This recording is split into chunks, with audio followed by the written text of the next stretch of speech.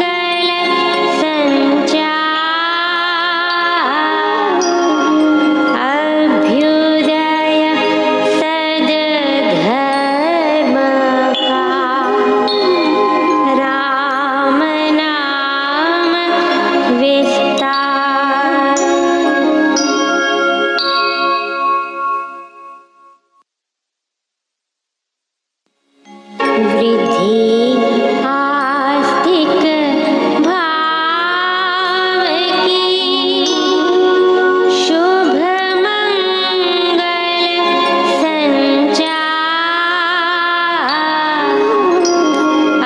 अभ्युदय सद धर्म का राम नाम विस्तार वृद्धि आस्तिक भाव की शुभ मंगल संचार अभ्युदय सद धर्म का राम नाम विस्तार। पृष्ठ 280 पेज 280। 12वां अध्याय।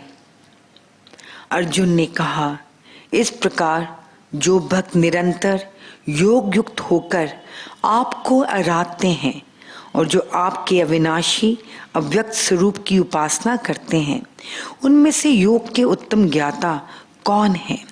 भगवान ने कहा, जो मुझ में मन को लगाकर निरंतर युक्त हुए मुझको आराधते हैं और परम श्रद्धा सहित हैं, वे मुझ में अत्यंत मिले हुए माने गए हैं। परंतु जो सर्वत्र समबुद्धि जन, अविनाशी, अवर्णनीय, अव्यक्त, सर्वत्र विद्यमान, अचिंत्य, कुटस्थ, अचल और ध्रुव स्वरूप को इंद्रियों के समूह को संयम में करके आराधते हैं, वे भी सब भूतों के हित में तत्पर जन मुझको ही प्राप्त होते हैं। उन अव्यक्त में चित्त लगाने वाले उपासकों को अधिक क्लेश होता है, क्योंकि उसकी धारणा करना कठिन काम है। निश्चय से अव्यक्त गति धारणा को देहधारी दुख से ही प्राप्त कर सकते हैं। परंतु जो जन सब कर्म मुझ में समर्पण करके मुझ में परायण होकर अनन्य भक्ति योग से ही ध्यान करते हुए मुझको आराधते हैं, उन मुझ में चित्त लगाए हुए जनों का मृत्यु के संसार सागर से, हे पार्थ, मैं तुरंत उद्धार कर देता हूँ। इस कारण तुम मुझ में ही मन को लगा, मुझ में बुद्धि को स्थापित कर।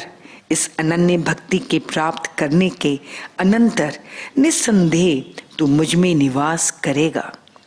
यदि तू मुझ में चित्त को स्थिरता से नहीं लगा सकता है, तो हे धनंजय, अभ्यास योग से मुझे पाने की इच्छा कर। यदि अभ्यास में भी तू असमर्थ है, तो मेरे लिए कर्म करता हुआ, सर्व कर्म मुझे समर्पण करके कर्तव्य कर्म करता हुआ तो सिद्धि को पा जाएगा। और जो मेरे निमित्त कर्म करने में भी तू अशक्त है, तो आत्मा को संयम में लाकर सब कर्मों के फल का त्याग कर दे। निश्चय से अभ्यास से ज्ञान श्रेष्ठ है, ज्ञान से ध्यान क्रियात्मक आराधन अच्छा है। ध्यान से कर्मों के फल का त्याग, सर्व कर्म ईश्वर अर्पण करना अच्छा है।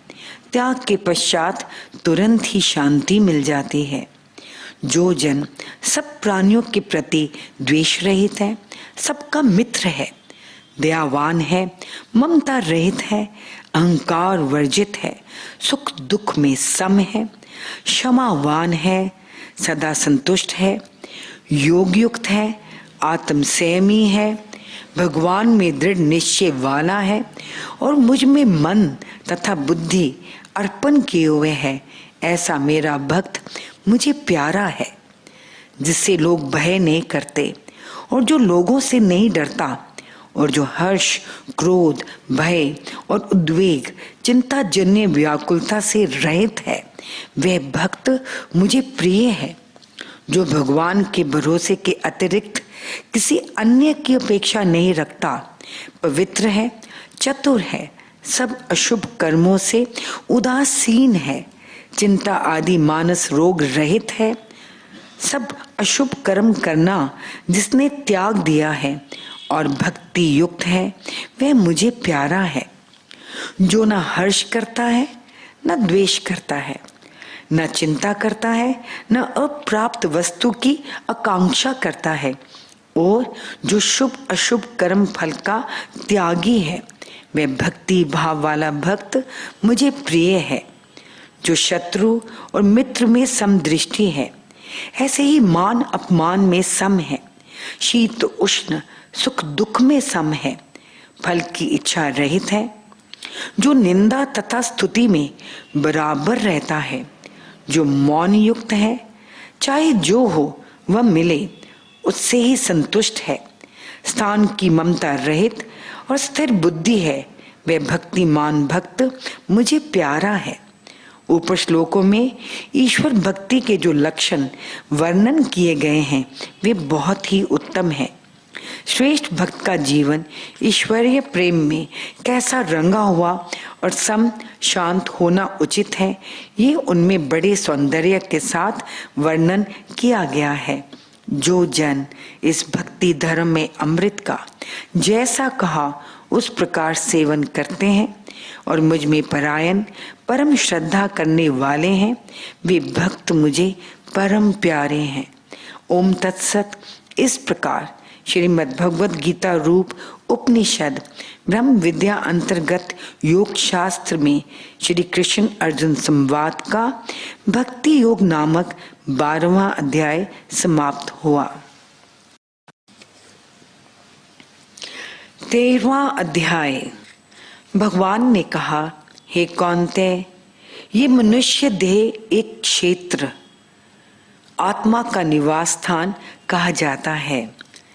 इस क्षेत्र को जो जानता है उस साक्षी को तत्वदर्शी क्षेत्रज्ञ कहते हैं। हे भारत, सब शरीरों में विद्यमान मुझको भी तू क्षेत्रज्ञ जान। क्षेत्र और क्षेत्रज्ञ का जो ज्ञान है, देह और आत्मा की भिन्नता का जो ज्ञान है, मेरे मत में वही ज्ञान है। वह क्षेत्र जो है, जैसा है, जिस विकार वाला है, जिससे है, और वह क्षेत्रज्ञ जो है तथा जिस प्रभाव वाला है, वह संक्षेप से तू मुझसे श्रवण कर। बहुधा ऋषियों ने पृथक पृथक नाना विधि छंदों द्वारा निश्चित उदाहरण और युक्ति युक्त ब्रह्म सूचक पदों द्वारा इसको गाया है। महाभूत, अहंकार, बुद्धि और इसी प्रकार कारण शरीर, मन सहित 10 इंद्रियां और इंद्रियों के 5 विषय, इच्छा, द्वेष, सुख, दुख, सबका संघात, देह, परस्पर आकर्षण, चेतन शक्ति और धैर्य, ये विकारों सहित क्षेत्र संक्षेप से कहा गया है।